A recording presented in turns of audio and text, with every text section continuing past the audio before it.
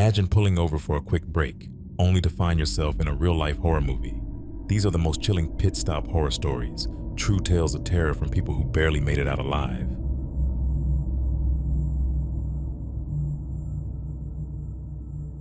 Driving alone at night can be unsettling, but sometimes the real danger isn't in your imagination, it's right behind you. For Emily, it was supposed to be a simple late-night drive home. She had done it before. Empty highways, the occasional gas station stop, nothing out of the ordinary until that night. Running low on gas, Emily pulled into a 24-hour station.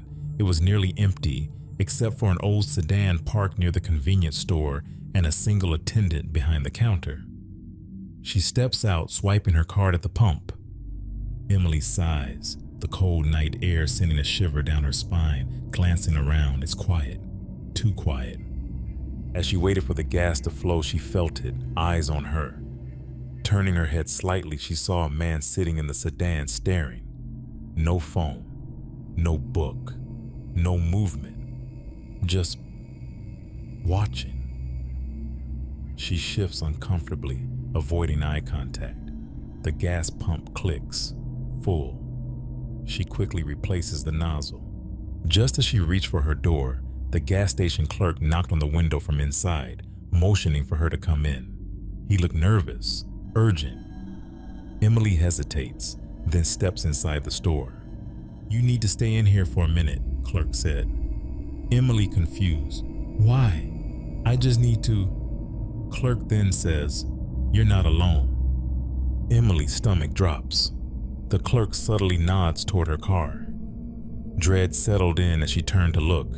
In the reflection of the glass door, she saw it. She hadn't noticed, hadn't heard anything, but someone was there, waiting. The man in the sedan steps out, slowly pacing toward her vehicle. The clerk grabbed the phone and called the police. The stranger behind her car must have sensed something was wrong, because he suddenly took off, disappearing into the night. When the police arrived, Emily was still inside the gas station, hands shaking as she clutched her phone. The clerk stood beside her, his face pale, his hands gripping the counter like he was trying to steady himself. Outside, officers combed through the parking lot, flashlights sweeping over the cracked pavement and empty fields beyond. The night was silent again, but something about it felt wrong. "Got something here," officer said, as the officer reaches down, pulling something from the shadows behind her back tire. As he lifts it into the light, Emily's breath catches in her throat. A knife. The blade is long, sharp, glinting under the fluorescent gas station lights.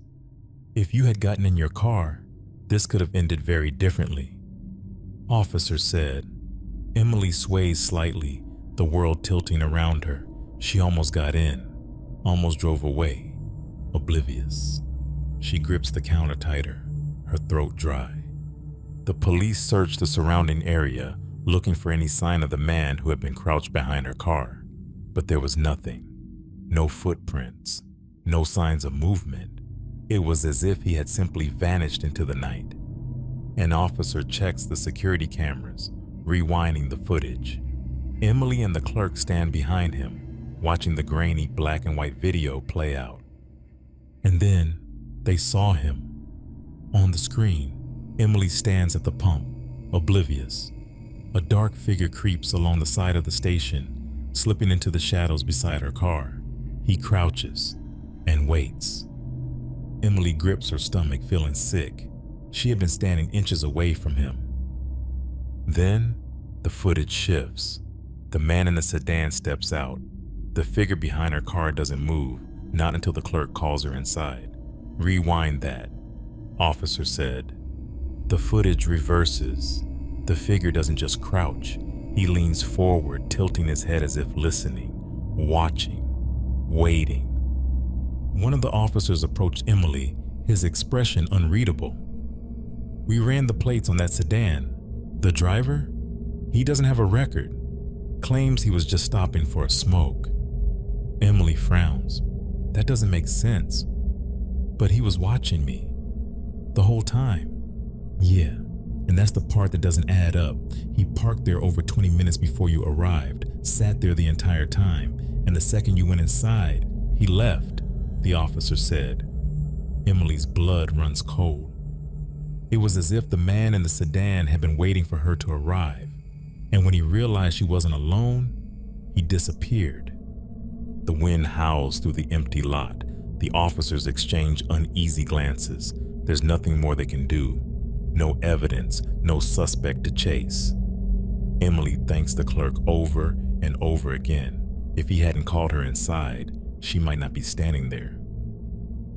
Emily never saw either man again. She never found out if they knew each other or if it was just a twisted coincidence. But one thing was clear: if she had gotten into her car that night without going inside first, she might not have made it home.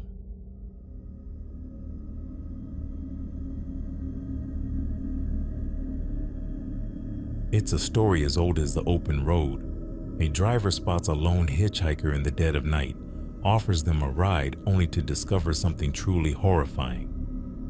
For Daniel, it was supposed to be a normal drive home. He had taken this route a dozen times before. Miles of empty road, nothing but the occasional street lamp breaking the darkness. But on this night, something felt different. That's when he saw her. A young woman, no older than 20, stands by the roadside. Her pale dress shimmers under the dim glow. She isn't waving, isn't moving, just standing there staring straight ahead. Daniel hesitates, but something about her seems off. She's not dressed for the cold, and there are no other cars in sight. Against his better judgment, he slows the car and rolls down the window. "Daniel, hey, are you okay? Do you need a ride?" The woman turns to him slowly, her face expressionless. Then, in a soft voice, barely above a whisper, she speaks. "Home. I just need to go home." Her voice is distant, almost hollow, but Daniel figures she's just scared. Maybe her car broke down. Maybe she was abandoned. Either way, leaving her out here alone doesn't sit right with him. She gets into the car without another word, settling into the passenger seat. The door clicks shut.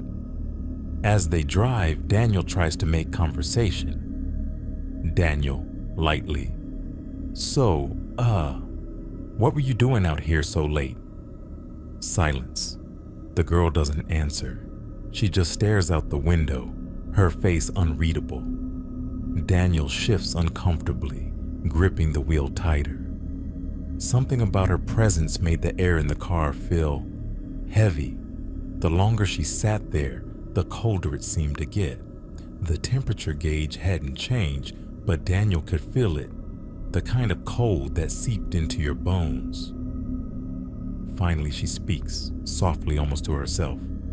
"It's just up the road, my house. You'll see it."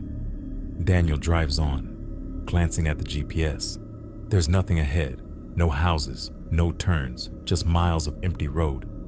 Then, out of nowhere, she whispers, "Right here." Daniel jerks the wheel, startled. There's nothing but an old rusted gate leading to a long-abandoned house. The windows are shattered, the roof caved in. It's obvious no one has lived here for years. Daniel, confused, nervous chuckle. Are you sure? This place looks..." He turns to look at her, but the seat is empty. His heart stops. The girl is gone. The seatbelt is still buckled, the door never opened. He slams on the brakes, scrambling to check the back seat. Nothing. Cold sweat beads on his forehead. His hands shake as he grips the wheel. He was just talking to her. That's when he notices something in the rearview mirror. A figure standing at the gate watching him. The girl. But something is wrong. Her face is blurred, distorted, her mouth open in an unnatural silent scream. Daniel doesn't stop driving until he reaches the next town. He pulls into a diner, hands still shaking, and stumbles inside. The bell above the door jingles. An old man behind the counter looks up as Daniel sinks into a booth, trying to steady his breathing. Diner owner: "You look like you've seen a ghost, son." Daniel lets out a nervous laugh, rubbing his face. Then hesitantly, he tells the man what happened. As he speaks, the diner falls silent. The few other customers stare. The old man's face darkens. Diner owner, serious low voice: "You said she was wearing a pale dress, looked about 20? Daniel: Yeah. Why?" The old man exhales slowly, shaking his head. "Son, you're not the first, and you won't be the last." He nods toward a dusty old newspaper pinned to the wall. Daniel gets up, walks over, and freezes. A grainy black and white photo stares back at him. A young woman in a pale dress, smiling softly. The headline reads, "Local girl killed in tragic car accident, found near family home." Daniel swallows hard, scanning the article. The date? 20 years ago. The location? The same abandoned house. His stomach twists. He drove a ghost home. No one knows why she still lingers, why she waits for kind strangers to take her home. Maybe she doesn't realize she's gone, or maybe she just doesn't want to be alone. The next time you see a hitchhiker on a lonely road, think twice before stopping. You might be giving a ride to someone who never left. If you enjoyed those terrifying legends and stories, don't forget to like, subscribe, and hit the bell icon for more haunted stories. Until next week, sweet dreams.